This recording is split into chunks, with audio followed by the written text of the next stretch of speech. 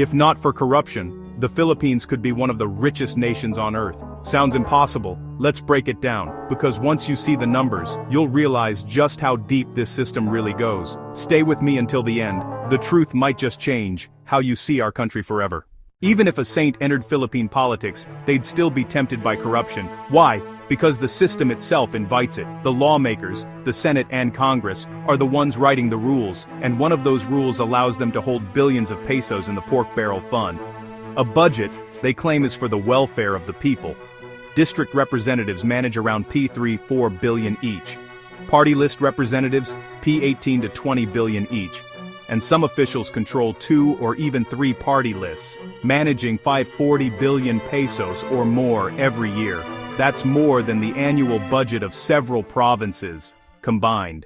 Here's how it happens. These lawmakers don't have the manpower, the machinery, or the equipment to actually spend those billions, so they pass the money to agencies like DPWH or DSWD, but the deal isn't clean. Projects are bloated by around 30%. That excess flows back to the lawmakers through kickbacks, fake suppliers, or staged contracts. Sometimes, they even split the money into installments, so it looks like the project is ongoing, when in reality, the entire budget has already been pocketed. It's not about public service anymore. It's about profit. Let's do the math. Lawmakers collectively control about 1.7 trillion pesos every year. If 30% of that becomes personal share, that's 5-10 billion pesos disappearing every single year. 1.7 trillion pesos, the total amount allotted to the lawmakers, is equivalent to the combined yearly income of around 40 highly urbanized cities in the Philippines. 40 cities worth of development, progress, and jobs locked inside corruption.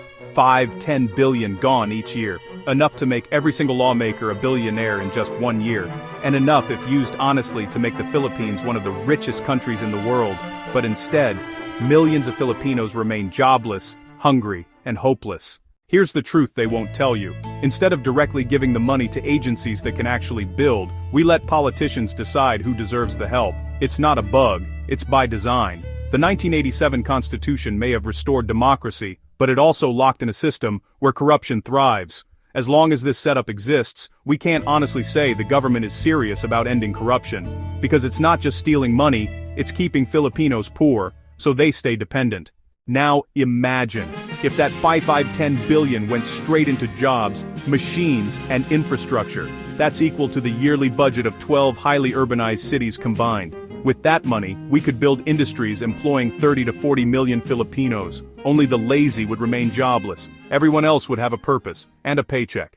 So, I'll leave you with one question. If corruption ended today, where would the Philippines stand among the world's richest countries? Comment your thoughts below. Because your voice matters more than you think. If this opened your eyes, hit subscribe and watch the next video right here, where I expose how billions in flood control projects were washed away by corruption itself. Stay aware, stay united, and together, maybe, just maybe, we can fix this.